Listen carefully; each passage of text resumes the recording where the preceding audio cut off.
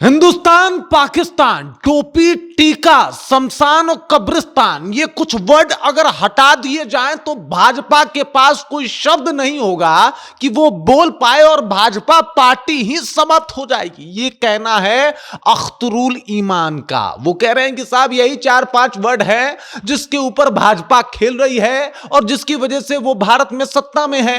अगर ये वर्ड समाप्त कर दिए जाए और अगर उनके शब्दकोश से ये वर्ड उनसे छीन लिए जाए तो भाजपा के पास कुछ है नहीं, बल्कि भाजपा समाप्त हो जाएगी। भाजपा के पास कुछ बचेगा ही नहीं, क्योंकि ये लोग यही करके राजनीति में आते हैं। मतलब बुरी तरीके से भाजपा को घेरते हुए दिखाई दी यहां पे अख्तरुल ईमान।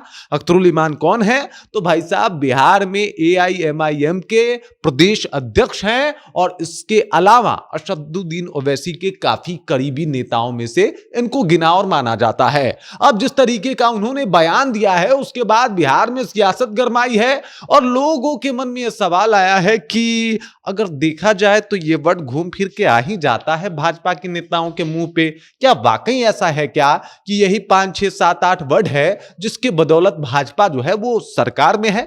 अब इसके ऊपर बातचीत आगे हम करेंगे, आगे आपको विस्तार पूर्वक बताएंगे सब कुछ, लेकिन उससे पहले मेरा परिचय जान लीजिए। मेरा नाम है रजत और आप जनता जंक्शन देख रहे हैं। आपको बता दूं कि अख्तरुल ईमान जो है वो भाजपा के ऊपर टूट पड़े, कह रहे हैं कि घूम फिर के यही 5-6 वर्ड हैं।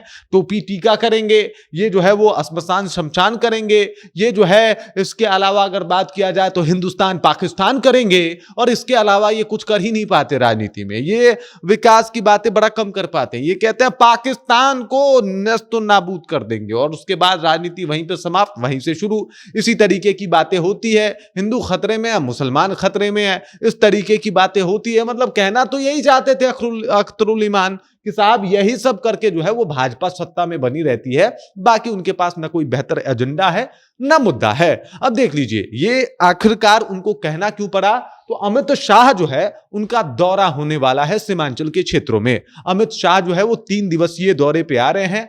25 फरवरी को जो है वो आ रहे हैं यहां पे सीमांचल में, और यहां पे वो लगातार कई सभाओं को करेंगे। और इसके अलावा जो सीमा सुरक्षा है, जो नेपाल और बांग्लादेश का बॉर्डर है, उसकी भी जांच करेंगे। और उनकी कोशिश ये रहने वाली है कि भाई कोई भी बॉर्डर से इस पार ना आए। और इसी को लेके जो है वो कह रहे हैं अख्तरुल ईमान की 2014 से आपकी सरकार है, अगर उसके बाद भी बॉर्डर से सेंधमारी हो रही है, लोग जो है वो इस पार उस पार जा और आ रहे हैं, घुसपैठिए घुसपैठ कर पा रहे हैं, तो आप लोग झक मारने के लिए 2014 से काम कर रहे हैं। कर क्या रहे हैं फिर आपकी सुरक्षा जो है उसके ऊपर सवाल खड़े हो रहे हैं। हालांकि अगर आप आ रहे हैं बिहार तो आप आइए, बिहार के गृह मंत्री हैं, लेकिन आग लगाने के लिए मत आइएगा, बल्कि बिहार को संवारने और बिहार में बेहतर ऑप्शन और अपॉर्चुनिटी को लेके आइएगा।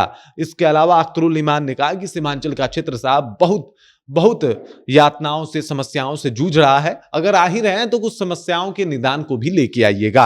अख्तरुल ईमान के इन बयानों के बाद बिहार की सियासत गरमाई है। हर तरफ इस बात की चर्चा शुरू हो गई है कि साहब ये जो बात कही है अख्तरुल ईमान ने, क्या उसमें सच्चाई है? जिस तरीके से उन्होंने अमित शाह के इस दौरे के ऊपर कहा है कि घर में आग लगाने मत आइएगा, और साथ ही साथ इस तरीके से आइएगा कि घर को समेटें, घर को बेहतर बनाएं। आप गृह मंत्री हैं, आपके हाथ में बहुत पावर है, सीमांचल के क्षेत्र को बेहतर बनाएं। बाकी घुसपैठिए अगर आ रहे हैं तो आपकी गलती है, और आपके पास यही 5-6 वर्ड हैं जिस पे खेल के आप सरकार में आते हैं। अगर ये वर्ड आपके शब्दकोश से हटा दिए जाए तो आपके पास बचेगा कुछ नहीं। आप अख्तरुल ईमान के बातों से कितने सहमत हैं या नहीं हैं? कमेंट करके अपना विचार हम तक पहुंचा दीजिए। बाकी आप देख रहे हैं जनता जंक्शन और मेरा नाम रजत है।